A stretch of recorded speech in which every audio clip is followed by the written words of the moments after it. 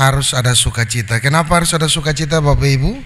Sebab kalau Bapak Ibu Saudara dan saya hadir sampai dengan hari ini itu bukan karena kehebatan kita, bukan karena kekuatan kemampuan kita, tapi karena kemurahan, karena kasih dan setia Tuhan. Maka harus kita bersukacita kepada Allah. Sebagaimana di akhir bulan kemarin, pemazmur mengajak Bapak Ibu Saudara dan saya untuk menaikkan pujian syukur, memuliakan Allah dengan mazmur Halel atau yang kita kenal dengan haleluya. Bapak dan Ibu Saudaraku, saya mau bertanya khusus bagi 6 orang yang akan diteguhkan. Saya mulai dari Gina. Kalau meja persembahan ini Gina angkat sendiri bisa tidak? Tidak bisa. Kalau berenam bisa tidak?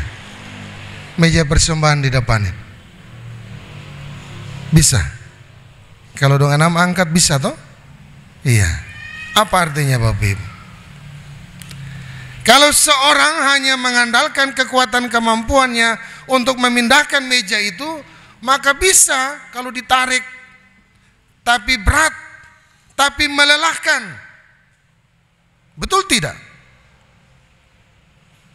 Kalau seorang Gina angkat bisa, kalau ditarik bisa, tapi susah sampai keluar di depan sana.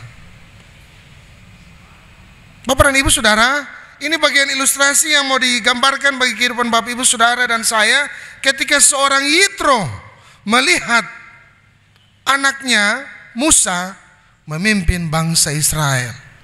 Untuk pekerjaan sekecil apapun ditangani oleh Musa. Dan Yitro mencoba memberikan nasihat kepada Musa. Ada pepatah yang sangat terkenal, berat sama dipikul, ringan sama dijinjing. Nah, kalau barang yang berat dikerjakan secara bersama, pekerjaan itu tidak berat. Sama halnya dengan yang dilakukan oleh Musa. Ketika Musa melakukan apa yang diperintahkan Tuhan untuk menjadi seorang yang memberikan petunjuk kepada bangsa Israel, Musa melakukan dari hal yang besar sampai dengan hal yang kecil. Dan itu dilihat oleh Yitro bahwa itu tidak baik. Itu melelahkan.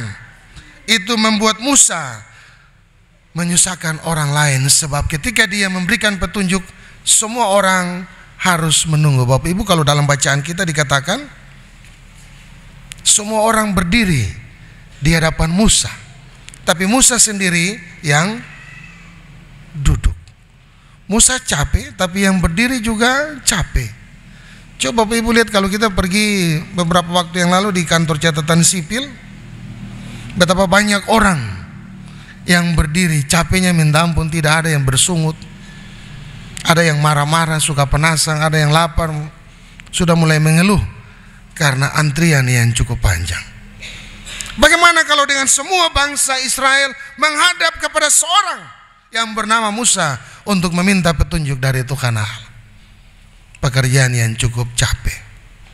Bapak dan Ibu Saudara yang terkasih dalam Tuhan Yesus, ketika Yitro melihat hal itu, dia memberikan nasihat supaya Musa melakukan pembagian tugas, mempercayakan orang-orang tertentu untuk melakukan pekerjaan-pekerjaan yang dipercayakan oleh Tuhan Allah. Musa membagi, ada yang 1000, ada yang 100, ada yang 50, ada yang 10 dan seterusnya. Dengan maksud supaya pekerjaan itu dikerjakan secara bersama-sama.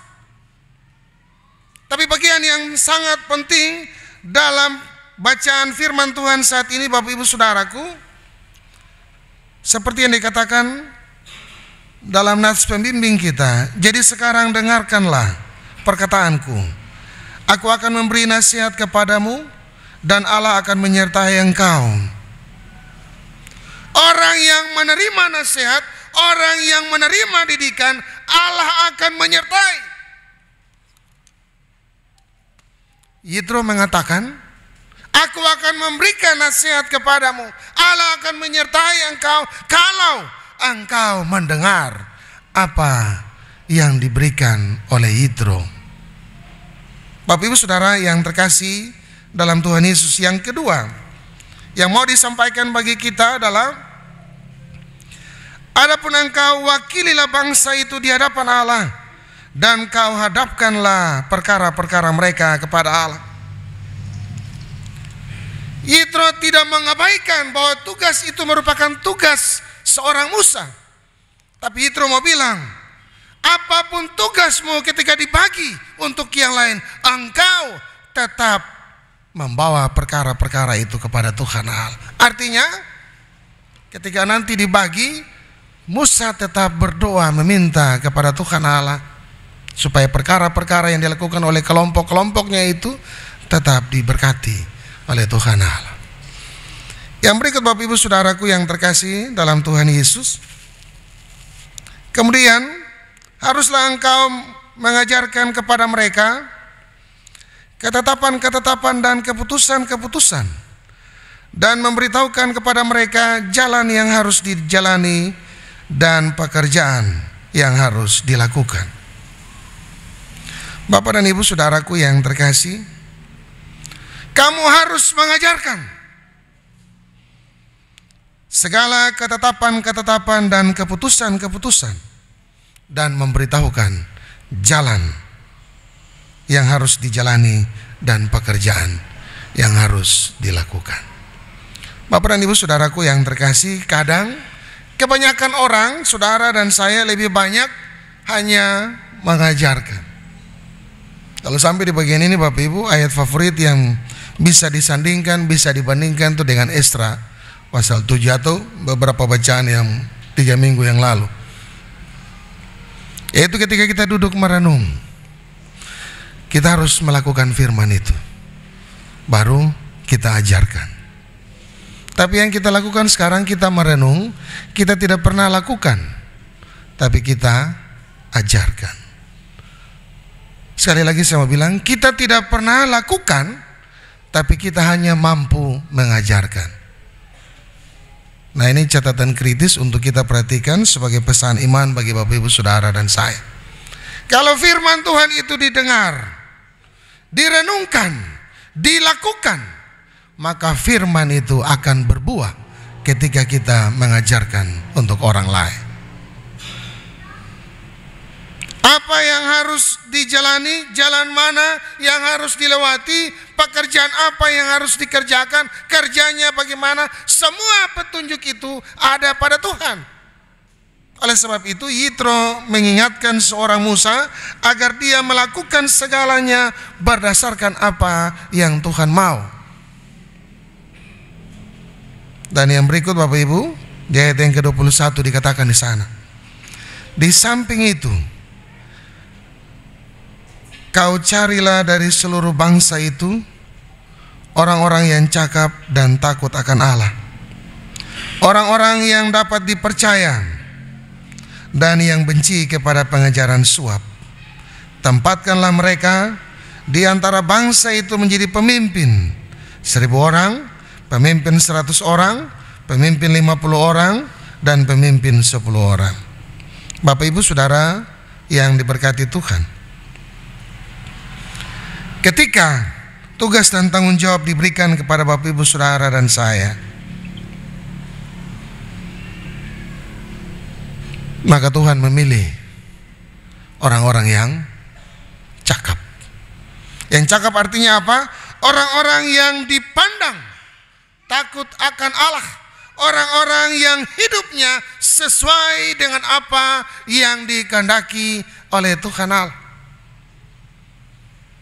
Kalau nanti kita akan bertanya begini Bapak Ibu, misalnya kalau nanti ada mau majelis antar waktu, kita pilih orang yang menurut mata kita, menurut pandangan kita, dia belum pantas untuk duduk di majelis jemaat misal. Karena pertimbangan-pertimbangan manusia kita dia begini, dia begini, dia begitu, dia begini, dia begitu. Tapi ketika dia dipilih sebagai majelis jemaat misalnya, lalu kita mau bilang apa? Apakah kita akan bilang begini, karena saya tidak suka dia, jadi kalau dia ada di gereja saya tidak masuk gereja. Kalau dia ada di ibadah, saya tidak akan masuk ibadah. Halo. Kalau pemikiran kita, konsep pikir kita, pemahaman teologi kita seperti ini, maka Tuhan tidak akan pernah ada dalam kehidupan kita.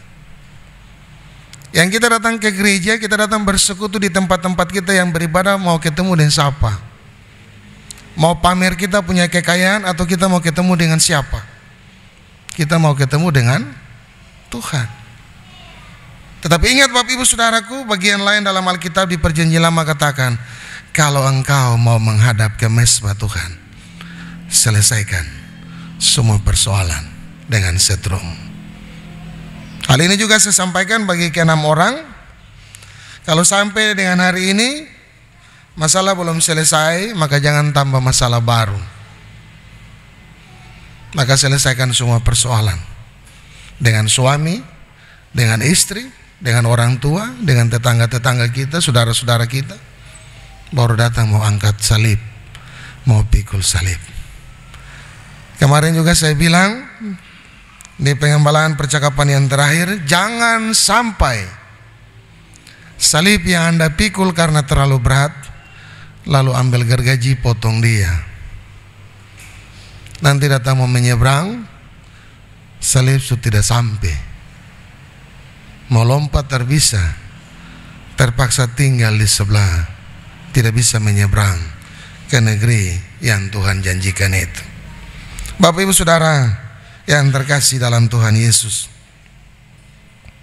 orang-orang yang nanti dipilih, yang ditempatkan, yang dipakai Tuhan untuk menjadi para pemimpin, itu bukan di gereja. Dimulai dari mana? Dimulai dari rumah tangga keluarga kita. Bagaimana sebagai seorang imam, sebagai seorang pemimpin, mengarahkan bahtera hidup rumah tangganya jalan kemana? Mau bawa perahu itu kemana? Bawa perahu itu, siapa yang jadi nakoda di kapal itu, di perahu itu? Para pemimpin-pemimpin harus mampu menjadi contoh dan teladan yang baik bagi sisi rumah tangga keluarga. Biasa kita bilang begini Bapak Ibu, anak-anak mandi pergi sekolah minggu. Iya toh? Bapak tidak. Baru Bapak terpikir gereja, kok pergi sudah mewakili Bapak. Barang sampai di surga anak yang selamatkan Bapak atau bagaimana itu? Bapak dan Ibu Saudaraku, sebagai seorang istri, itu bagian kerjanya, sebagai tugas dan tanggung jawabnya, harus menjadi tiang doa, harus mengelola setiap berkat dalam kehidupan rumah tangga keluarganya. Ketika suami pergi bekerja, jangan duduk cerita orang pembusu di tetangga perumah. Jangan kumpul-kumpul lalu cerita orang pembusu. Berdoalah untuk suamimu yang sementara bekerja. Berdoalah untuk anak-anakmu dan masa depannya. Itu tugas istri.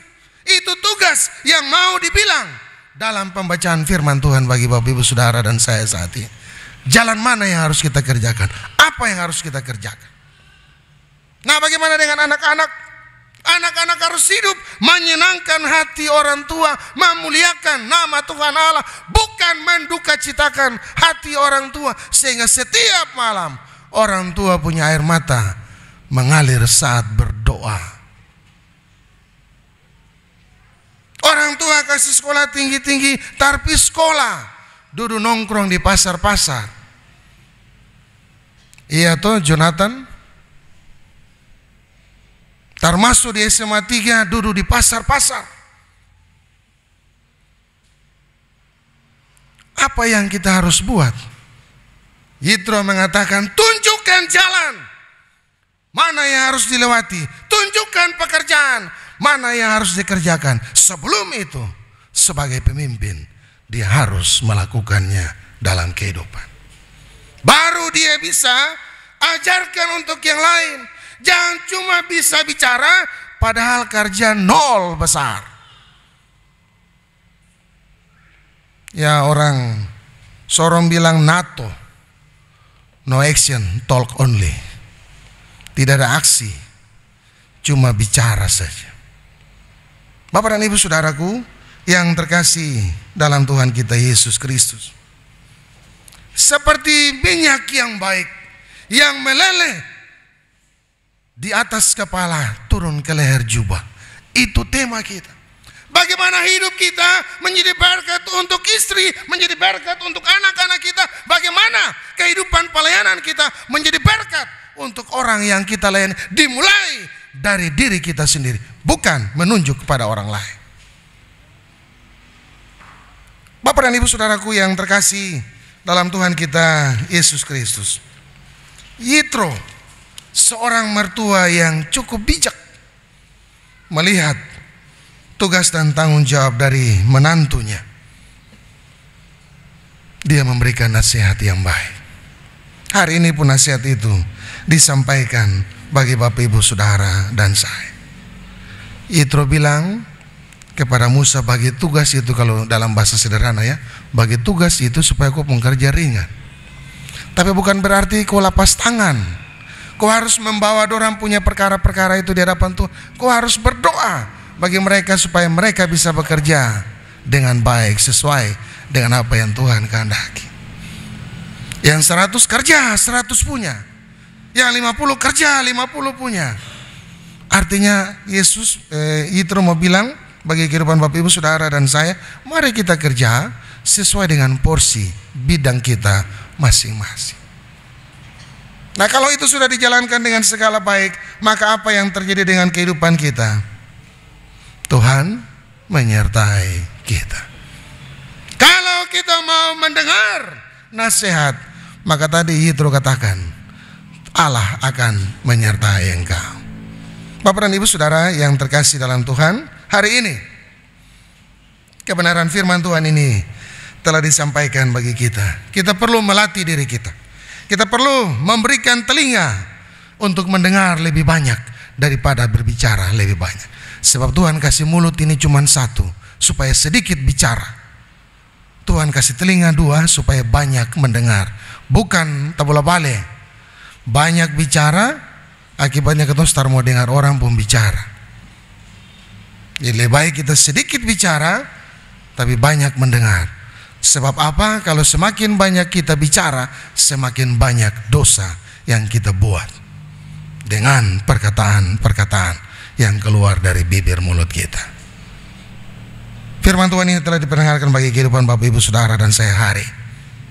Bagi keenam anak kekasih kita yang telah mendengar katekisasi, sesuatu yang menetap di pendengaran, di telinga, harus ingat baik bahwa setiap yang diberikan oleh para katekit, para pengajarmu, itu adalah bekal yang diberikan kepada saudara-saudara. Apa yang harus dilakukan, lakukan. Apa yang harus dijalani, jalani. Ingat bahwa segala sesuatu yang dipercayakan kepada saudara-saudara akan diminta pertanggungjawabannya ketika Tuhan datang pada kali yang kedua sebagai hakim yang mengadili setiap orang, termasuk saudara dan saya. Kalau sendiri kita tidak akan pernah mampu. Tapi kalau bersama, dalam kebersamaan, kita akan mampu mengerjakan hal-hal yang besar. Bersama dengan Tuhan, maka yakin dan percaya Dia akan menuntun kita kepada jalan kebenaran dan hidup. Sebab itu, minta Tuhan buka hati kita, buka diri kita untuk terima roh Tuhan yang Tuhan curahkan itu. Sehingga hidup yang kita jalani ke depan bukan untuk menyenangkan suami kita, istri kita, orang-orang kita, tapi hidup yang dipercayakan kita mampu menyenangkan dan memuliakan nama Tuhan. Ada amin? Tuhan Yesus memberkati kita dengan firman-Nya.